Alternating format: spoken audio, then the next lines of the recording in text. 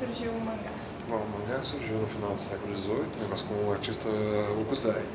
Ele cunhou esse termo para dizer que era uma imagens irresponsáveis, desenhos que eram para se divertir, eram imagens humorísticas, basicamente, ou então imagens da vida real, retratando. Não era uma coisa religiosa, não era uma coisa histórica, era uma coisa para ser diversão mesmo. E ele começou a publicar esse material com pranchas impressas em madeira, estilo gravura, e esse material era vendido.